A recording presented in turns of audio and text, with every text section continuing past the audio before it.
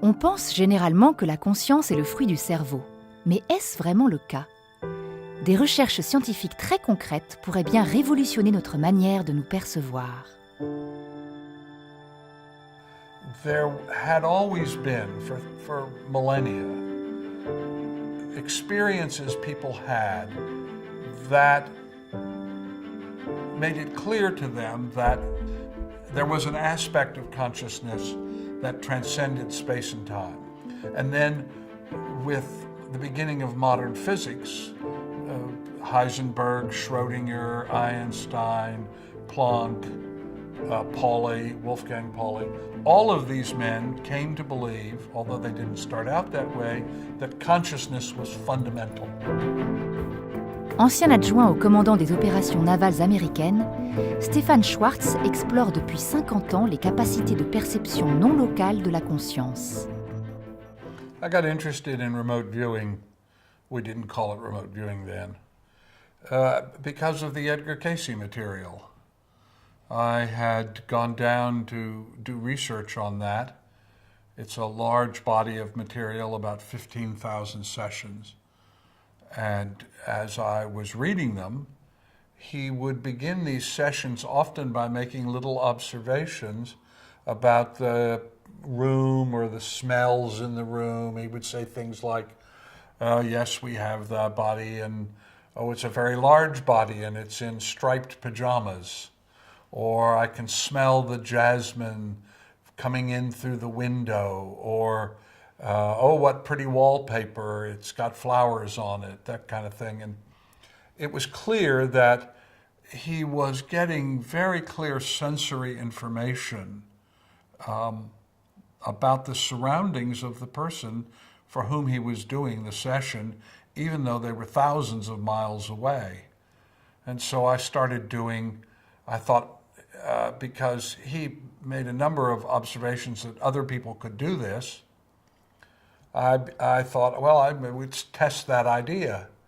And I put in my back garden, I built a grid that was 12 by 12. So it had 12 by 12 little squares. And I would put mason jars or film canisters that had little objects in them.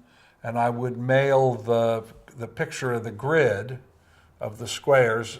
I would send them to people who were, or just give them, I would have them come in and say, in one of these squares, there's something buried. Can you locate it?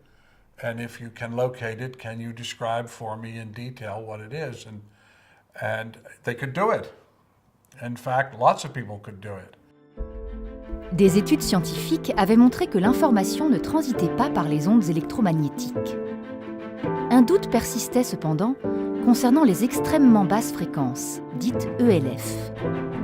Le seul moyen d'en avoir le cœur net, réaliser des tests sous la mer, à une profondeur telle où les ELF ne passent plus. The design of the experiment was, could an individual from thousands of miles away look through the depths of the ocean to describe on the seafloor a previously unknown wreck? Could we locate it? And if we submerged people below the depths that the Navy had determined ELF could penetrate, so that wasn't possible, could they describe where people were hiding? And as it turned out, we first found the ship. It was a previously unknown wreck. They described it in great detail, what would be found. And when we put people in the submarine and took them down to depths below the ability of ELF to penetrate, they could do it just as well as if they were on the surface. Well, then the question was, if it's not ELF, what is it? And I started a laboratory, Mobius. I was particularly interested in using this ability to locate archaeological sites. But before that, I began doing studies looking at, first of all, what kind of information can you get? And discovered that you can get full sense, as taste, touch, smell, as if you were physically present. You can get information on all those things. Then Vasiliev, the Soviet researcher, and other researchers that I had by then studied, had also established that distance didn't make any difference. So, okay, it's not ELF. It's an ability that allows people to move without the limitations of space and time. And that took me to Max Planck, the father of quantum mechanics. Well, what he had learned was consciousness was fundamental. And materiality, space-time, was a manifestation of consciousness, not the other way around. The general assumption in science has been is that consciousness arises, for reasons we don't know, out of some kind of neurological activity in the brain. And what Planck was saying was, no, you have it all backwards. What is really going on is that the fundamental of reality is consciousness, and that intentioned consciousness creates materiality.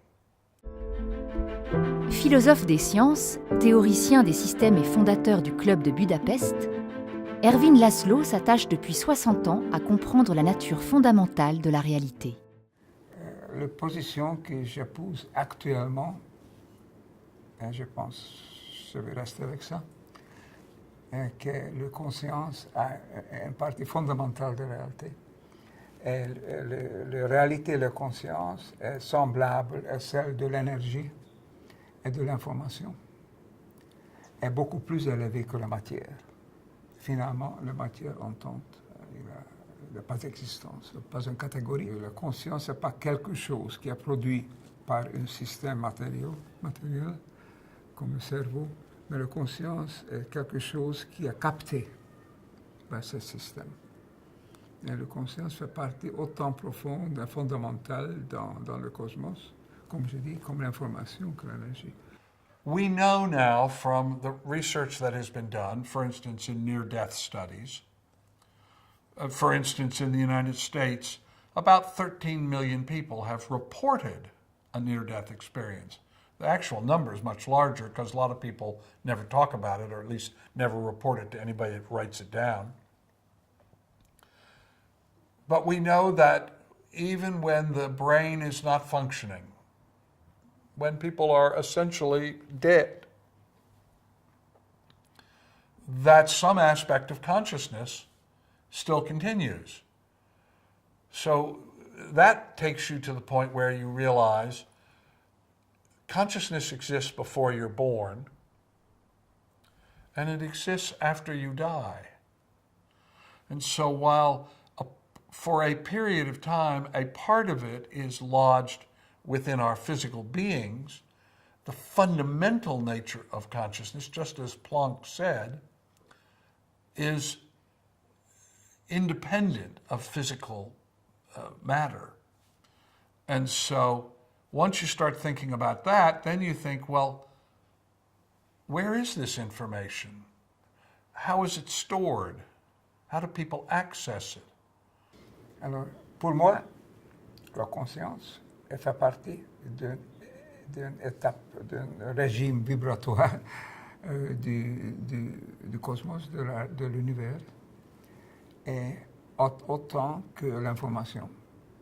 Et tout ça se réfère à une forme d'énergie primordiale, une énergie qui soit informée, qui informe le monde et qui informe aussi finalement notre cerveau. Et le cerveau humain, donc la spécificité de pouvoir décoder, de pouvoir saisir plus de cet hologramme qui est finalement l'univers. L'idée d'une conscience individuelle serait-elle donc un leurre? All consciousness is interdependent and interlinked. That is, all life is interdependent and interconnected. And we live not isolated in our brains, each organism separate from the other, but instead we live in a matrix of consciousness. And what the data seems to be telling us is that, yes, we have individual consciousness, but we have that individual consciousness within the context of collective consciousness. And so, as you begin to think in terms of that, then you realize that has all kinds of implications. For instance, we don't live on the earth. We don't have dominion over the earth. We are, in fact, in the Goldilocks zone of a matrix of consciousness. There is life miles below our feet, and there's consciousness miles above our heads. Ce que la science a aussi observé, c'est que nous avons la capacité, dans certaines circonstances, d'agir sur la matrice. I did an experiment with healers in which I got them to do healing while they had little sealed bottles of water on their hands. And we found that the water that was exposed to the healing intention had a different structure than the water that were control samples. The other researchers, Dean Radin, has done work in which he's looked at if people hold chocolate. If you focus on chocolate bars and you hold them in a kind of healing intention, that people will prefer that chocolate to control samples of chocolate, which are molecularly exactly the same, but which have not been the target of healing intention. Pendant 35 ans, au sein de la prestigieuse université de Princeton, Roger Nelson a mené des recherches sur la conscience. Il a notamment dirigé le Global Consciousness Project, un protocole destiné à cerner l'impact de l'intention sur le monde. You could say what you wish for actually has presence in the world. So we made experiments at the university to ask very precise questions about that. We had machinery, very sensitive instruments, and we asked people to change their behavior merely by thinking about it, having an intention to get high numbers from a random number generator or low numbers. And it turned out that people could do that. And it's done in such a way that there's no connection, physical connection at all. There's no way the temperature can change the outcome. The only thing that, when the experiment is designed properly, the only thing that can change the way those numbers come out is this presence of consciousness, the intention of the person to get high numbers. After learning a great deal about the individual interaction, we asked two people to come in. And what we learned was that those two people need to know each other very well. So if we have a couple, a bonded pair, as we say, they are together, they are in love with each other, then they produce an effect which is actually larger than either can do by himself or herself. So, on the other hand, if we just have two strangers, they don't know each other, they don't know how to interact with each other, and so we think they don't really know how to interact with this machine on the table. So the bonded quality of the relationship already is part of the picture of how we might interact with the world or with this machine in a kind of effective way. In other words, consciousness needs to be prepared in a certain way. If I want to affect the world, I have to develop a kind of relationship with the world. You might say, this is putting it very romantically, but I have to become a brother to this machine on the table. I have to love the machine on the table in order to really interact with it in the way that humans best know how to do. Step after having two people was to say, what happens if you have a group? Is it possible that we could detect some sign of group consciousness? making a change in the way this same kind of technology works. So we developed smaller and smaller instruments so we could take them out into the field. We could take them to a cathedral where there was a great ceremony, bringing a ritual, you might say, bringing many, many people into synchrony about something of great value to them. So deeply moving ceremonial practices, rituals of any kind, great music that synchronizes the heartbeats of everybody in the room. All those kinds of things we think are capable of creating group consciousness.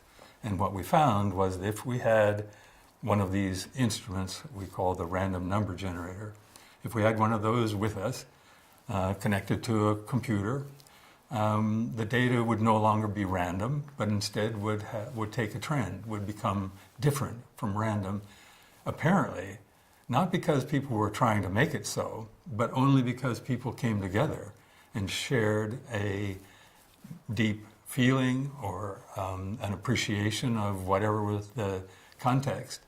And that in itself creates a kind of, I think maybe the language is speculative, but it creates something like a consciousness field, which is made of the intelligence and consciousness of all the individuals, but now doing the same thing. Ce champ commun de conscience pourrait même être d'envergure planétaire. I talked with friends and gathered resources and created a network, which at its largest is around 60 or 65 random number generators placed around the world, not evenly spaced, but placed where somebody will be a host and take care of this machine. A computer has to run continuously, has to be connected to the internet. And so what happens at each of those locations is data are generated, random data, the same kind we use in the laboratory and these field experiments, and sent back to Princeton, New Jersey for archiving. And so what we're doing is creating a history, a long-running history of data, which we can test against the history of the world. So there will be lots of times when nothing much is happening, and then we'll have an explosion of some sort. The first event that we looked at in asking this question, would a global consciousness measured or registered in this network, would it respond to something like the bombing of embassies in Africa? This is long, long ago. Many people have forgotten it. Or not so much later, 2001, there was a terrorist attack in New York and Washington, D.C., where airplanes loaded with human beings were turned into bombs to destroy the World Trade Towers. That was, without question, an event of magnitude, a real powerful event in the history of the world. So we said, what about our history of data? What happens to the data at this time? What happens is that it changes radically. It's no longer random. Up to that day, it's random. You can see it in the pictures of data. But then on September 11th, it begins diverging, and it stays divergent for more than 2 days, which I think reflects the feelings and the deep and powerful emotions that almost everybody around the world were sharing at that time. I think we already know that we are interconnected, that even though you don't know it and I cannot directly perceive it. I can only kind of imagine that deep within me is something that's being touched by what's deep within you. That's what the data tell us. When we look at these experiments and we see, for example, not just tragedies, but things like New Year's Eve. You know, it's a completely arbitrary time, but it's a moment in time that many, many people focus on. Lots and lots of people want to give a loved one a hug just at midnight, or lift a glass in celebration. So we focus on this moment in time, and we make a prediction, which is shown to be a correct prediction, that the data from the Global Consciousness Project will wander randomly, but then close to midnight, it will slow down. And then after midnight, it will come back up again and be normal. Ces champs d'information sont-ils accessibles à tous? Comment s'y connecter?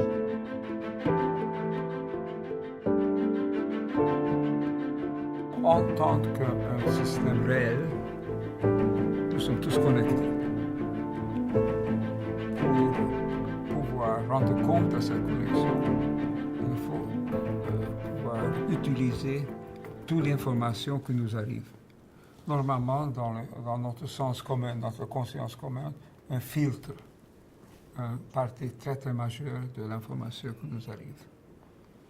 Alors, il faut, pour les hommes, femmes modernes, il faut pratiquement entrer dans un état modifié de la conscience pour pouvoir accéder plus à ça. Nous avons tous, en un état normal, quelques intuitions, quelques idées vagues. Nous avons tous les fondations, les déjà vus, déjà vécus. Mais pour entrer plus dedans, il faut avoir la facilité, il faut avoir la liberté, l'ouverture, disons, l'ouverture de se percevoir plus qui existe que dans la mentalité moderne. Ça veut dire que dans quelques cultures du passé, même des soi-disant primitives, ont compris beaucoup plus parce qu'ils n'ont pas filtré tellement leur expérience. La vérité est que nous croyons pas seulement c'est ce que nous expérimentons, mais nous expérimentons seulement ce que nous croyons. Nous filtrons effectivement notre expérience par l'idée que nous construisons du monde. Pour avoir un esprit plus libre, il faut rendre compte du fait que le monde est plus complexe, plus profond que le monde de perception de tous les jours. And you can train yourself to open to this part. In religion, this is called the still small voice, or the inner wisdom, or the inner voice, that kind of thing. If you look at St. Teresa of Avila, for instance, she says, forget about all the rituals, forget about what everybody's taught you, just sit and listen to your breath, and it will take you to the path that will lead you home to your true self. Sounds like a Buddhist.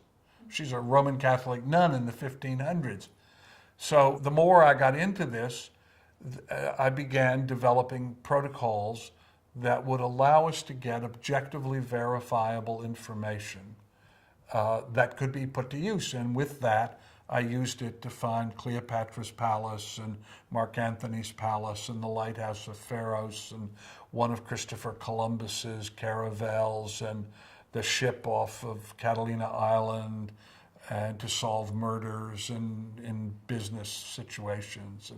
We know, for instance, that not only in remote viewing, but in any non-local consciousness task, meditators do better than non-meditators. Why? Because meditation teaches you to hold intentioned, focused awareness. So the ability to do that allows you to open. Nothing is going out of you, nothing is coming into you. That's the old model of signals and receivers and senders. Instead, it would be better to think of it as opening.